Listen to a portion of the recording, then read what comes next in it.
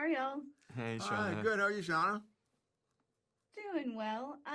So you all both have much more divergent arc, I feel like, than you've had the first two seasons from each other and from the standard sort of cycle. What can you tease about how that plays out this season? Well, I know from my perspective and what my story is from beginning to end, from episode 1 to episode 10.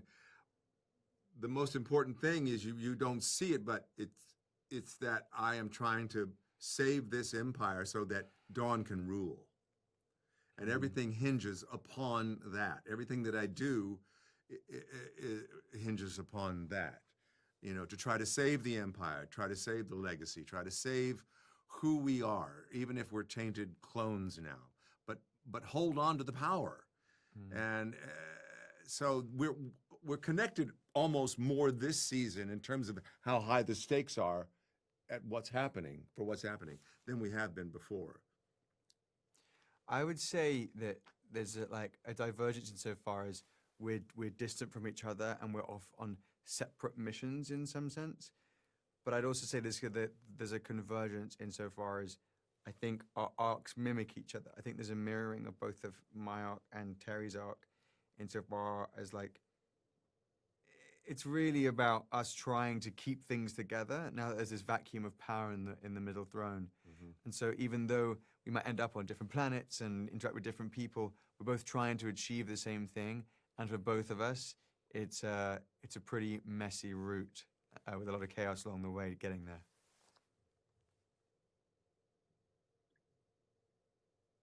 And as far as the highly chaotic part about all of that goes, about mid-season, there is a message that you leave for him while you're about to go through some fairly dangerous stuff.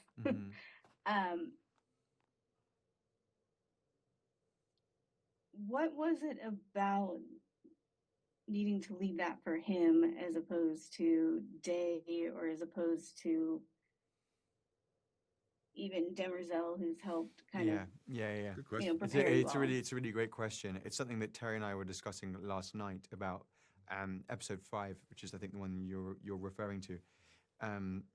I think really the interesting thing about Dusk and about Dawn and their relationship is that they're both clinging to each other in fear, and I think that really defines their proximity, because I think Dusk is always threatened with darkness looming, and he knows that his time in the sun is behind him in the middle throne. And as Dawn, I'm always looking to that throne and going, do I want it, do I not? And that really is the question when it comes to the Cleons, is do they even want this power? Would they be far happier elsewhere? And I think you see that in Lee's performance this season. When you meet Lee this season, he's having a great time. He's let go of the Cleonic world, but he seems much happier than we do. Like we're walking around and talking to delegations and being the intimidating leaders that we're meant to be.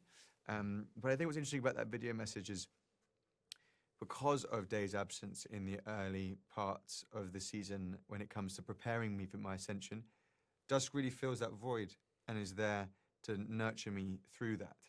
And I think what's fun for audiences is that even though we're playing a different Dawn and Dusk this season, you see the origins of that friendship and that camaraderie in the second season when our memories are taken away from us and we have to unite against Day. Weirdly, we're kind of uniting, not even against him this season, because he's just off doing his own thing. In spite of him. Yeah, exactly. And I think really the Cleons, as much as I'm off trying to make a mark, and so is Terry, and I think they're just people who are just desperate to be loved. And I really do think that Dawn feels a lot of love from Dusk. I don't think it's possible when you're on the middle throne to feel love. I don't think you have, and you see it in leaders today. Like, I don't think when you're in a position of power and you have to be that autocratic and just basically just strong-fisted about it all, I don't think there's much space for kindness. And I think Dusk has that for Dawn, and I think Dawn sees that in Dusk. And so it's a message to just Dusk, but I think there's also an element of Dawn which is going, I'm saying goodbye to the kind person that I could have been. because I know as soon as I embark on this mission, I've got to really harden, because there's no way I'm going to pull off what I'm trying to pull off if I'm a human being. I've got to be a Cleon. And he says that to Gail. There's a sequence.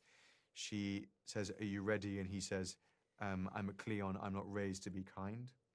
And that's when he sends the video message to Dusk. Mhm.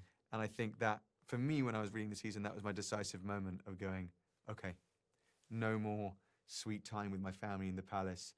I'm leaving behind the person that I was as Dawn, and I'm not. This is me becoming Day. I'm making the decision of taking the power. So I think it's him saying goodbye to Dusk and kindness, but I think they're kind of one and the same, because Dusk is so kind. Thank you. That gave me a lot to think about. And I look forward to seeing that final ending of how you all take that from there. Great.